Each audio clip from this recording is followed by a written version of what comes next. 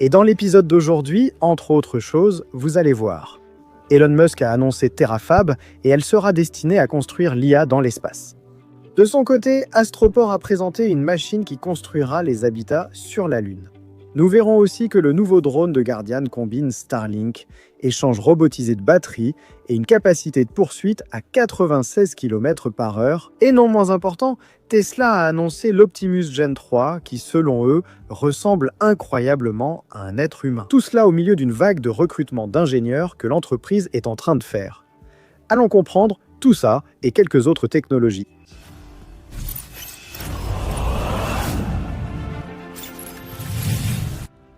Bonjour, impressionné et impressionné. Je suis Réalité Impressionnante et vous êtes sur Réalité Impressionnante. Il existe une limite que tous ne perçoivent pas, qui n'est pas technologique mais énergétique. Parce que le plus grand obstacle à la croissance de l'intelligence artificielle n'est pas le logiciel ni les algorithmes. C'est la capacité de générer de la puissance de calcul à grande échelle. Que cela vous plaise ou non, Elon Musk semble l'avoir pris au sérieux avant ses concurrents et a annoncé la Terrafab. Un projet qui pourrait complètement redéfinir la façon dont le monde produit ses puces. L'idée est assez simple à comprendre. C'est unir Tesla, SpaceX et XAI pour construire la plus grande usine de semi-conducteurs de la planète. Tout cela en un seul endroit, avec un objectif qui est presque incroyable. Générer 1 TW de capacité de calcul par an. Pour que vous ayez une idée, cela équivaut à 1 million de mégawatts. Une échelle bien au-delà de ce que l'industrie actuelle peut fournir. Mais ce qui attire vraiment l'attention, ce n'est même pas tout ça. Voici comment Musk prévoit de réaliser cette entreprise. Comme toujours, il vise au-delà de la Terre. Une partie de son plan est d'emmener l'informatique dans l'espace. Son idée, créer des centres de données en orbite alimentés par l'énergie solaire, quasi illimitée car hors de la planète, il n'y a pas de nuit. Et là-bas, l'énergie peut être plus constante, moins chère et plus abondante. Et cela change complètement l'équation. Pour rendre cette idée possible, Musk a proposé 2 types de puces. La première est destinée ici, à la Terre. L'une pour alimenter les voitures autonomes et les robots humanoïdes optimaux. Une machine qui, selon lui, pourra être produite à une échelle bien plus grande que celle des voitures elles-mêmes. Quant à la seconde, elle a été conçue justement pour l'espace. Une puce conçue pour fonctionner dans des satellites d'intelligence artificielle, formant un réseau distribué de calcul en dehors de la planète. Chaque unité générerait de l'énergie, traiterait des données et renforcerait l'IA sans dépendre de l'infrastructure terrestre. Cela soulève une possibilité qui, il n'y a pas si longtemps, semblait n'être que de la science-fiction. L'intelligence. L'intelligence artificielle cesserait d'être limitée à notre planète et commencerait à exister à une échelle orbitale. Il a même proposé quelque chose de plus ambitieux. À l'avenir, cette structure pourrait atteindre la Lune et créer une base industrielle fonctionnant à des niveaux d'énergie bien supérieurs à ceux d'aujourd'hui. Je sais, dit ainsi, cela peut sembler lointain, mais il y a un point très important ici. Toutes les grandes révolutions commencent de cette façon, avec une idée qui semble apparemment impossible, mais générer de la puissance de calcul à grande échelle n'est qu'une partie de l'équation. Car avant tout, il faut atteindre l'espace plus rapidement. Alors concentre-toi sur ce prochain sujet ici et tu vas comprendre, c'est très lié. Si la course à l'intelligence artificielle quitte la Terre, alors il y a un problème immédiat. Comment construire rapidement bien sûr, et avec beaucoup d'efficacité, l'infrastructure nécessaire pour y arriver? Parce que les fusées ne sont pas quelque chose de simple à fabriquer. Cela peut en avoir l'air. Mais ce n'est pas le cas, c'est même tout le contraire. Ce sont parmi les machines les plus complexes jamais créées par l'humanité. Chaque moteur est composé de dizaines, parfois de centaines de pièces différentes. Elles sont faites de matériaux variés, conçus pour supporter des températures extrêmes, des pressions incroyables et des conditions quasi impossibles à reproduire en laboratoire. Le principal problème, c'est que tout cela prend beaucoup de temps. Chaque pièce doit être fabriquée séparément, testée, puis assemblée dans un processus qui implique des soudures, des ajustements et de multiples étapes. Un système qui est coûteux, lent et plein de défauts, mais maintenant, les chercheurs ont développé une solution qui peut vraiment changer complètement ce scénario. Une nouvelle impression 3D fabrique des pièces de fusée avec plusieurs métaux simultanément. Cette technologie crée des structures entières d'un coup, sans produire chaque étape séparément. Et cela avec des matériaux différents qui sont placés exactement là où ils sont nécessaires. Des métaux plus résistants à la chaleur dans les zones clés, des matériaux plus légers où le poids importe, et des combinaisons magnétiques pour contrôler le système. Tout cela en une seule impression. Et l'impact de cela est énorme, car en plus de réduire drastiquement le nombre de pièces, cela accélère aussi le développement. Ce qui prenait auparavant des semaines pourra désormais être ajusté directement sur l'ordinateur et refait presque instantanément lorsque cette technologie sera entièrement prête. Construire des fusées plus vite n'est qu'un début, mes amis. Une fois sur d'autres mondes, le défi change totalement. Réfléchissez et vous saisirez. Nous ne savons pas encore si ou quand notre espèce commencera à vivre de façon permanente sur une base lunaire. Principalement en raison des défis extrêmes et même des retards actuels de la mission Artemis par exemple. Parce que bien sûr, il ne suffit pas d'atterrir sur la Lune, il faut y construire une base. Et c'est pourquoi une nouvelle approche est en train d'émerger. Avant d'envoyer des humains pour y rester, ils prévoient d'envoyer des machines. Astroport a développé un système qui pourrait devenir la base de la construction lunaire. Nous discutons souvent ici de systèmes intelligents et de meilleurs outils. J'ai donc aussi cherché une manière plus intelligente d'investir. Car honnêtement, beaucoup investissent encore en tentant de deviner la direction du marché. En fait, des études montrent que 66% des investisseurs regrettent au moins une décision d'investissement. Et il est facile de comprendre pourquoi. Sur le marché boursier, on vous pousse constamment à acheter, vendre, attendre ou réagir. C'est pourquoi je voulais quelque chose de différent, quelque chose qui ne m'obligeait pas à surveiller le marché toute la journée. Et c'est à ce moment-là que j'ai découvert Mintos avec Mintos. Plutôt que de prédire la performance d'une action, je peux investir dans des prêts et percevoir des intérêts avec un rendement fixé à l'avance et des paiements parfois quotidiens. Ce que j'aime aussi, c'est à quel point c'est flexible. Je peux filtrer par rendement, risque, horizon temporel, pays et devises. Et si je veux que ce soit encore plus automatisé, Mintos propose également des portefeuilles automatisés. Et en ce qui concerne les rendements, la moyenne sur les prêts est d'environ 11%. Et ça, mes amis, c'est un très bon rendement, surtout pour des revenus passifs. Mintos est en activité depuis 2014, compte plus de 600 000 utilisateurs et est réglementé dans l'UE sous MiFID. Et en ce moment, vous pouvez obtenir un bonus allant jusqu'à 500 € lorsque vous investissez un 500 € ou plus. Il vous suffit d'utiliser le lien ci-dessous ou de scanner le code QR affiché à l'écran. Des rendements stables, pas de surprise et en plus, un bonus.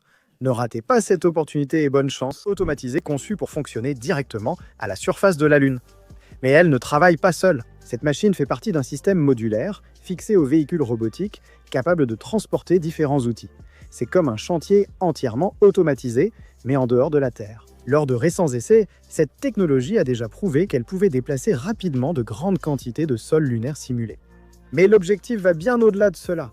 Ces machines seront responsables de préparer le terrain avant même le séjour prolongé des futurs astronautes. Le moment venu, elles construiront des routes, des plateformes, des aires d'atterrissage et des zones sûres pour les futures constructions. Et il y a un détail impressionnant dans tout cela. La poussière lunaire peut être transformée.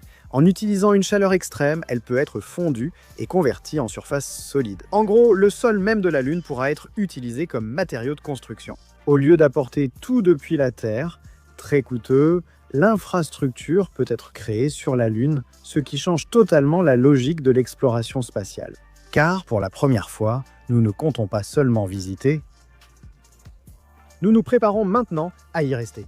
Et cela exige de l'envergure. Ces machines devront déplacer des milliers de tonnes de matériaux afin de pouvoir créer une base fonctionnelle. Et, plus que cela, ouvrir la voie à quelque chose d'encore plus grand. Une économie hors de la Terre, avec de l'exploitation minière, des infrastructures et même l'extraction de ressources rares, comme l'hélium-3 par exemple, considéré par beaucoup comme la nouvelle clé possible de l'énergie du futur. D'accord, je sais, ça peut sembler très lointain, vu les récentes nouvelles que nous avons vues un peu partout. Mais la réalité, c'est que tout cela a déjà commencé à être préparé. Le fait est que, tandis que certaines technologies sont en train d'être préparées pour fonctionner en dehors de la Terre, d'autres changent déjà ce qui se passe ici-bas, et cela en temps réel. Allons voir pour pouvoir comprendre. Il existe un problème que peu de personnes qui n'ont pas vécu la situation remarquent. En cas d'urgence, le temps est tout. Et bien souvent, les premières 2 minutes sont les plus décisives. Avec cela en tête, la startup Brink a créé un drone pouvant intervenir sur les appels d'urgence avant l'arrivée des équipes humaines. Dès qu'un appel est passé au service d'urgence, le système peut identifier automatiquement les situations critiques et envoyer le drone presque instantanément. Sans attente, embouteillage ni retard. Ce drone est non seulement rapide, mais aussi intelligent. Il transporte des équipements adaptés à chaque intervention. Défibrillateurs, dispositifs de sauvetage ou même des médicaments d'urgence. Tout cela est préparé avant même le décollage. Et il y a encore plus. Contrairement aux drones classiques, ce système fonctionne sans interruption.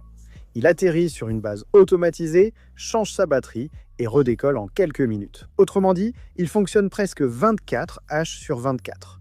Mais le plus impressionnant reste la collectivité. Ce drone communique par satellite. Ce qui signifie qu'il continue de fonctionner même dans des endroits sans couverture de réseau mobile ou dans des zones touchées par des catastrophes. En pratique, il peut être envoyé n'importe où sur la planète et à tout moment. Et grâce à ses capteurs avancés, il peut voir à distance, dans l'obscurité et dans des conditions défavorables. Il fonctionne comme un œil dans le ciel capable d'arriver en premier, d'évaluer la situation et même de guider les personnes sur place.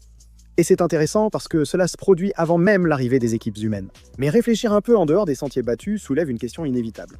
Quand une machine commence à arriver avant nous, les êtres humains, lors d'une urgence, est-ce qu'elle reste simplement un outil ? Ou fait-elle déjà partie de la décision prise par les machines ? Et de plus, jusqu'où toute cette technologie peut-elle aller ? Tesla accélère le développement de son robot humanoïde Optimus. Et selon Elon Musk, il pourrait devenir le plus grand produit jamais créé. Non seulement par l'impact technologique, mais aussi par l'échelle. L'entreprise est maintenant dans une phase critique. Elle laisse derrière elle les prototypes et entre dans le territoire le plus difficile de tous, la production de masse, et cela peut déjà être vu très clairement. Tesla a lancé une nouvelle campagne mondiale de recrutement, cherchant des ingénieurs, des spécialistes en intelligence artificielle et des professionnels de haut niveau dans divers domaines liés à ce qu'ils font. C'est un signe direct que le projet n'est plus seulement expérimental, mais qu'il est réellement devenu industriel. Mais ce qui retient vraiment l'attention, c'est la nouvelle orientation donnée à ce robot. La prochaine génération d'Optimus est en cours de développement avec un objectif très spécifique, se rapprocher de plus en plus de la forme humaine. D'après les ingénieurs du projet, le robot pourrait finir par ne plus ressembler à une machine, mais à un humain en combinaison technologique. Ce n'est pas juste esthétique, c'est aussi fonctionnel. Le nouveau système de main est conçu avec des dizaines d'actionneurs pour permettre des mouvements très précis et manipuler des objets délicats. Dans les laboratoires, par exemple, les robots apprennent déjà à faire des choses comme laver le linge. Oui, c'est quelque chose de simple pour nous, les êtres humains, mais pour les machines, c'est extrêmement complexe. C'est parce que cela implique de manipuler des objets qui changent constamment de forme. Et pour enseigner tout cela à un robot, il y a un autre défi encore plus grand, les données. Beaucoup de données. Tesla mise beaucoup sur les simulations, l'apprentissage par renforcement et la collecte de données. Parce qu'au final, le goulot d'étranglement n'est plus le matériel, mais d'apprendre aux machines à comprendre notre monde. Et cela explique l'urgence avec laquelle il traite tout cela. L'entreprise est en course contre la montre et contre la concurrence. D'autres entreprises progressent vite, rivalisant pour attirer les talents et être les premières sur ce marché que Musk prédit trillionnaire. Parce que si un robot atteint réellement la production de masse à grande échelle, l'impact sera gigantesque pour nous tous. Ce sera une force de travail capable d'exécuter des tâches physiques avec précision, à grande échelle et disponible quasi 24h/24. Et cela change complètement les règles de l'économie, car pour la première fois dans l'histoire, nous n'automatisons pas seulement les machines, nous automatisons maintenant le travail humain lui-même. Mais construire un robot est une chose, le faire fonctionner comme un être humain en est une autre complètement différente, n'est-ce pas ? Il existe une partie du corps humain qui paraît simple, mais qui est extrêmement complexe. C'est notre main. Parce qu'il ne s'agit pas seulement de force, il s'agit de précision, de sensibilité et d'adaptation en temps réel. Et maintenant, Xiaomi a peut-être franchi une étape décisive pour résoudre ce problème. Ils ont présenté une nouvelle version de la main de leur robot humanoïde. Et l'objectif est clair, se rapprocher le plus possible des capacités humaines. Et la première étape a été physique. La nouvelle main a été repensée pour avoir pratiquement la même taille qu'une main humaine réelle. Un rapport de 1 pour 1. Mais ce qui impressionne vraiment, c'est ce qu'il y a à l'intérieur. Le système possède désormais des dizaines de degrés de liberté, ce qui permet des mouvements extrêmement complexes. Maintenant, la main robotique est capable de reproduire la façon dont les doigts humains bougent. Mais le mouvement seul ne résout presque rien, n'est-ce pas ? Parce qu'une main sans sensibilité est pratiquement inutile pour nos tâches. Et c'est pour cela que l'entreprise a beaucoup investi dans des capteurs tactiles. La nouvelle version capte des infos sur toute la main, doigts, paumes et points de contact critiques. C'est comme si le robot pouvait, entre guillemets, ressentir. Et pour leur apprendre cela, ils ont utilisé des gants spéciaux. Les opérateurs humains portent ces gants et chaque mouvement est capté avec une grande précision. Cela convertit les actions en données pour que le robot apprenne. Mais il existe un problème encore plus important. À l'intérieur de cette main, il y a des moteurs extrêmement puissants. Et lorsqu'ils fonctionnent pendant longtemps, ils génèrent une quantité énorme d'énergie thermique, suffisamment pour compromettre tout le système. Une solution surprenante est alors apparue, inspirée du corps humain. Xiaomi a conçu un système de refroidissement fonctionnant comme des glandes sudoripares. Ce sont des canaux internes qui dissipent continuellement la chaleur, comme si la main transpirait. Le robot maintient ainsi des performances constantes, même en usage intensif. Lorsque tu réfléchis logiquement en regroupant tout ce qui se passe, robot produit à grande échelle, capable d'apprendre des tâches humaines et désormais doté de mains presque aussi précises et résistantes que les nôtres, il apparaît clairement que nous atteignons un point critique, où les machines cessent d'être limitées et commencent, même si c'est encore de manière très rudimentaire, à interagir avec le monde physique de façon de plus en plus naturelle. Et quand ces machines commencent à atteindre ce niveau de précision, une question inévitable se pose, mes amis. Ont-elles vraiment besoin de nous ressembler, d'être identiques à nous ? Quand on pense à l'intelligence, peut-être que ce qui nous vient à l'esprit, c'est la tête, n'est-ce pas ? C'est là que se trouve notre cerveau humain. Enfin, du moins, certains en ont un. C'est le centre de tout. Mais pour les machines, cette logique est inutile. Un nouveau robot le démontre justement. Des chercheurs ont présenté un robot humanoïde envoyé en Ukraine, doté d'une architecture différente. Dans ce cas, la tête n'est pas le centre de contrôle, mais sert uniquement de capteur. Le cerveau de la machine est en réalité situé dans la poitrine. C'est déjà un indice si tu dois affronter une machine comme celle-là. Le cerveau est dans la poitrine. Cela peut sembler étrange, je le sais, mais il y a une raison très simple à cela. Dans le corps humain, les signaux nerveux sont relativement lents. Ils voyagent à environ 120 mètres par seconde. C'est pourquoi il est logique que le cerveau soit proche des principaux sens. C'est pour réduire le temps de réponse. Mais dans un robot, les signaux électroniques se déplacent presque à la vitesse de la lumière. Ce qui signifie que cette limitation n'existe tout simplement pas pour eux. Et cela permet une liberté totale de conception. La tête peut être dédiée uniquement à la perception, tandis que le traitement est centralisé ailleurs. Et ce choix apporte un avantage qui est très important. La structure principale du robot peut accueillir un système informatique plus robuste, performant et dissipant mieux la chaleur. Et pendant ce temps, la tête devient un module spécialisé, équipé de capteurs de mouvement, de caméras et de systèmes responsables d'orienter la machine dans l'espace. Voici un détail intéressant. Malgré toute cette liberté technologique, les ingénieurs s'inspirent toujours de la biologie.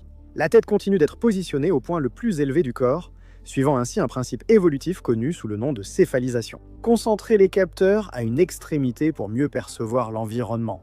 Grâce à plusieurs caméras, le robot a une vision quasi complète de son environnement, comme s'il restait toujours attentif à tout. Mais peut-être que le point le plus intrigant réside dans la philosophie derrière tout cela. Ce robot n'essaie pas de copier le corps humain. Il réinterprète notre corps en gardant ce qui a du sens et en écartant ce qui n'est pas nécessaire. Et cela peut être un signe clair de la direction que prend la robotique. Moins d'imitation et plus d'efficacité. Parce que quand les machines arrêtent de nous copier pour se réinventer, elles ne sont plus de simples copies de l'humain, mais deviennent totalement nouvelles. Si l'épisode vous a plu, likez et vérifiez votre abonnement. Merci de m'avoir suivi. À bientôt pour le prochain épisode. Cliquez sur une suggestion à l'écran. Ça marche ? Merci beaucoup, vraiment. Salut, à la prochaine. Cliquant, c'est rapide, on se retrouve là-bas.